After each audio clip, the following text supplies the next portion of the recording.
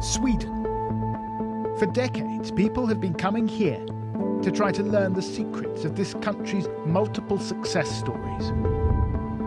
In openness and transparency, innovation and new technologies, in healthcare, welfare and gender equality. But lately, there's been a growing chorus of Sweden skeptics. You look at what's happening last night in Sweden. Malmo is now the rape capital of Europe. They paint a picture of a country where openness and liberalism have created a nightmare that now threatens the very existence of those values themselves.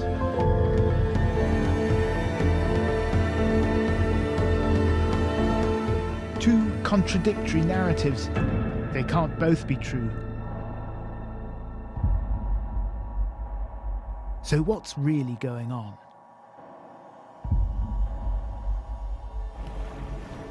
A spectacular bridge,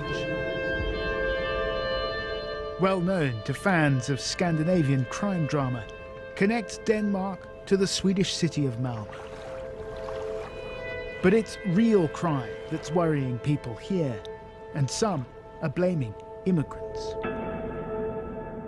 During the crisis of 2015, Sweden took in more refugees per capita than even Germany. Hundreds of thousands came, attracted by an open-door policy and generous welfare payments. Many settled in an area of Malmö called Rosengård, already home to a large immigrant population. In the past, there have been riots here, cars burned. Earlier this year, the police station was bombed. Part of Rosengård, just over there in fact, has been designated by the Swedish police as a vulnerable area, one of 23 such areas across the country. Now there are those who say that's just putting a positive spin on it. What this is a no-go zone, a ghetto where crime is spiralling out of control. Young guys don't have much to do, so let's have some fights with the police. Glenn Sjögren is one of the city's most senior police officers. It's what they call the worst area. This is the worst area? Yeah. The biggest problems here are drugs and guns. 10 people have been shot dead in Malmö this year already. So when was the last time you had a shooting here? 2 weeks ago. Hey. 2 weeks ago? Yeah. Where was that? Just around here, 100 meters away. Just here? Yeah, that's right.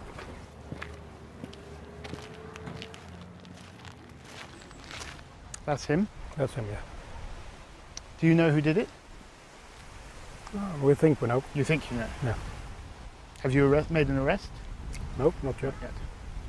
One of the most sensitive topics here is about immigration. And some people say that it's immigration that's to blame for this rise. I don't think so. You don't think so? No. But who's doing these shootings? Are they called Sven and Bjorn, and do they have blonde hair? Normally not. Right. No. Sweden has in recent years also seen a rise in the number of reported rapes and sexual assaults. Lawyers say the police are struggling to cope.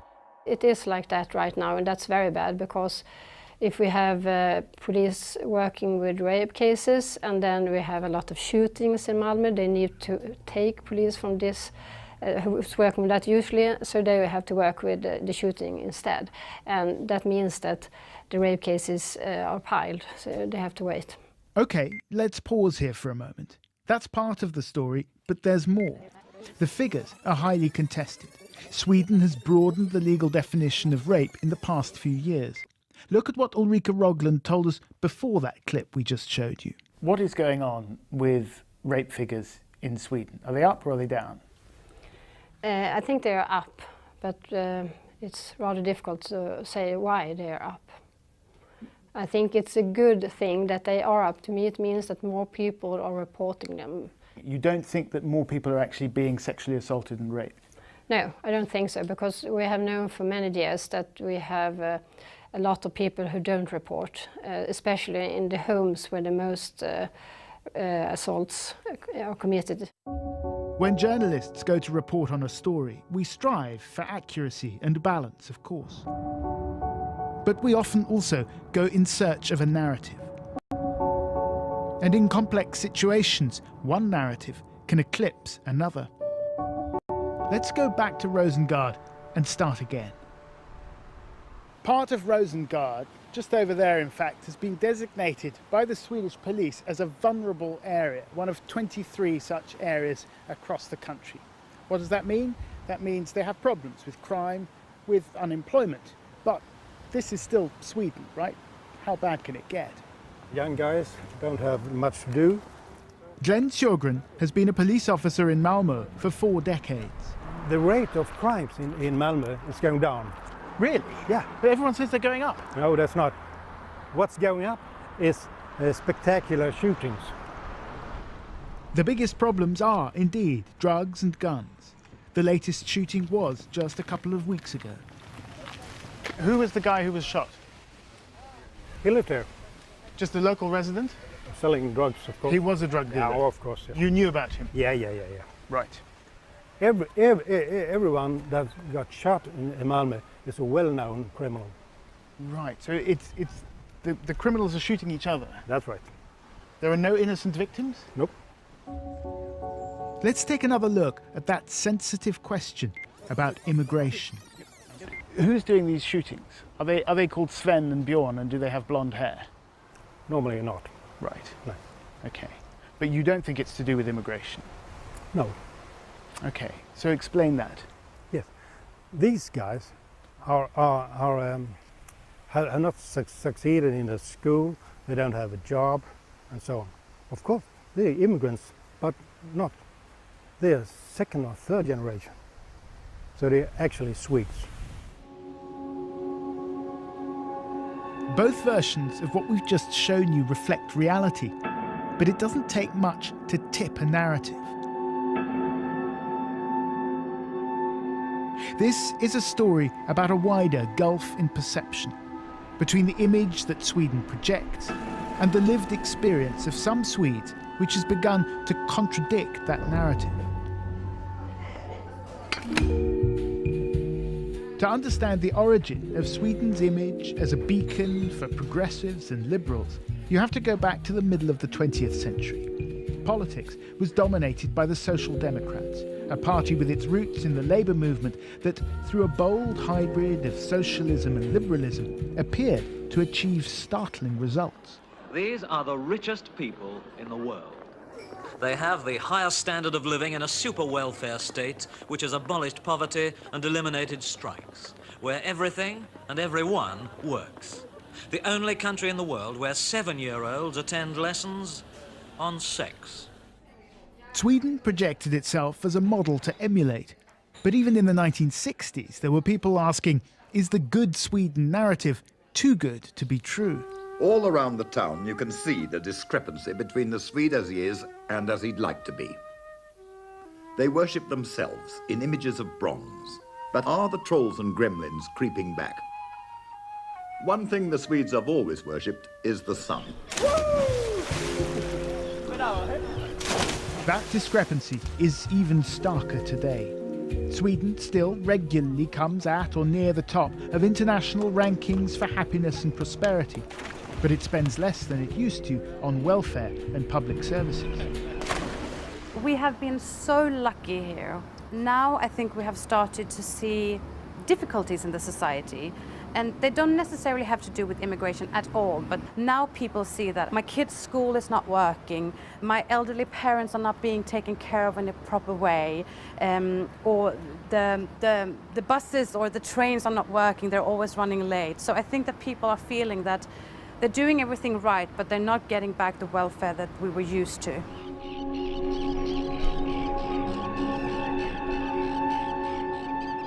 The heyday of Sweden's liberal socialist hybrid is over. Old industries have died, others have sprung up to take their place. The transition to a more globalized economy and a more educated workforce has been good for some, but not for everyone. It has produced a Sweden that is less equal and less homogeneous. Of course, there are elements of truth and of exaggeration in both of these narratives.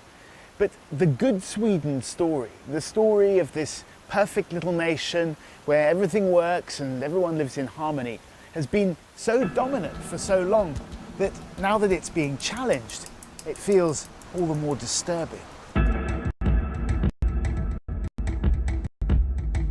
To get beneath the skin of the bad Sweden narrative, that the country isn't working anymore, you have to leave the city and get out into the countryside.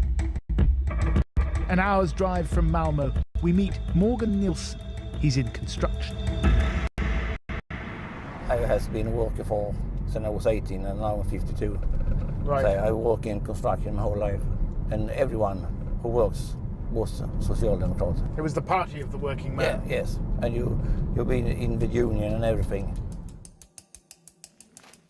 Now, he says he and many of his fellow construction workers have ditched the centre-left and switched to the Sweden Democrats, a party with its roots in the neo-Nazi movement that is riding high in the polls by focusing on the issue of migration. He says open borders has been bad for Swedish workers. It's not good for us who works in the construction, and we can't compete with them. I can't go. So it's driving down wages, yes, driving yes. down prices. Right. Okay. You would like Sweden to leave the European Union? Yes, I do. I don't believe in open borders and everything. We can't stop what's coming into the country. We don't know who is in the country. All those international rankings, they don't ring true to Morgan. To him, it doesn't feel like Sweden is the fair and equal society that it once was. Lots of people in Sweden would not agree with you. They would say life in Sweden is great. We have very high standards of living. Most people are well off. Yes, we have. So what's the problem? I don't know what the problem is, but we have. I live good and I have it good, and many people have it. But we don't take care of the real sick one and the real poor ones and the older ones. We don't take care of them. I believe in the Sweden Democrats' policy to keep Sweden like it has been before.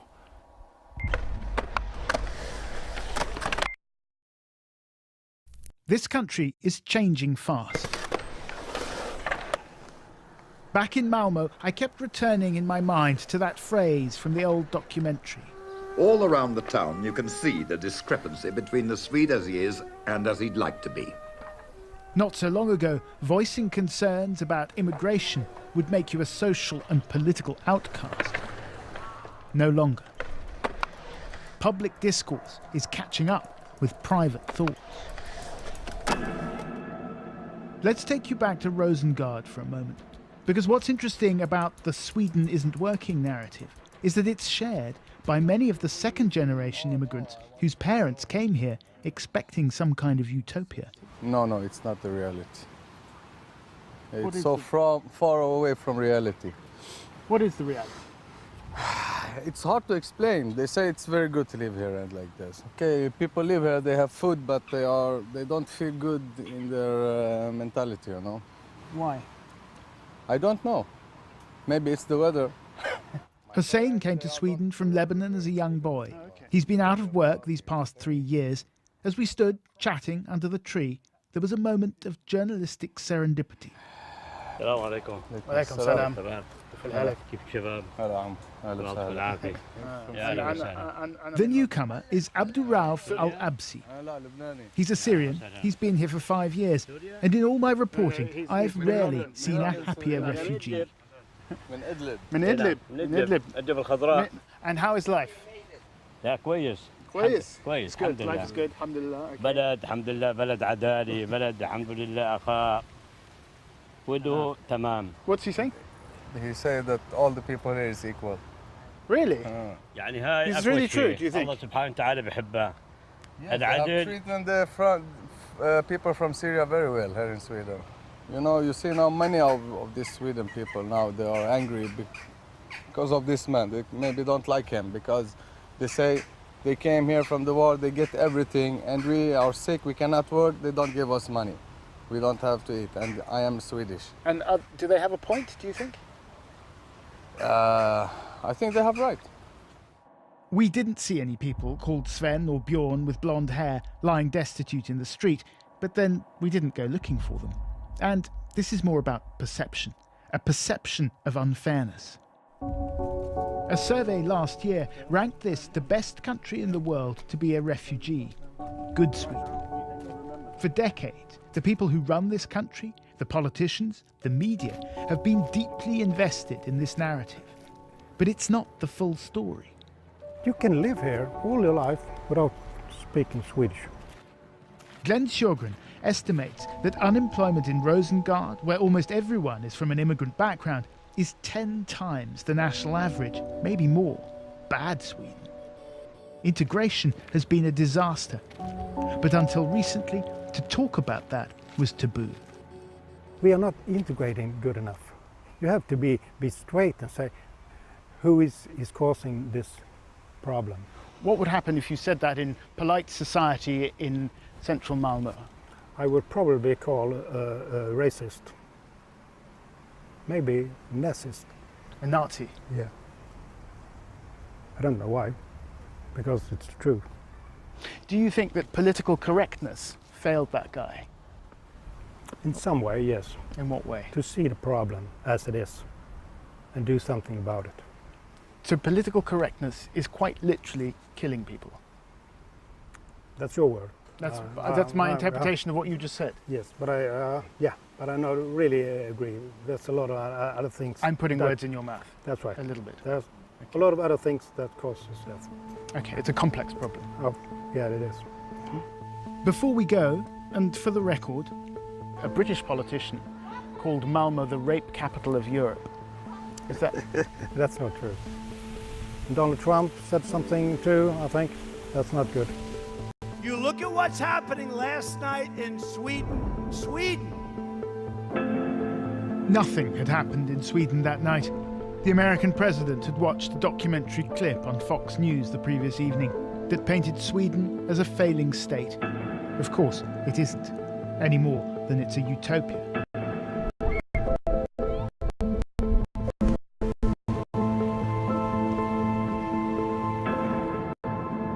Sweden is a lodestar in a polarised world. People come here looking for confirmation of their existing worldview.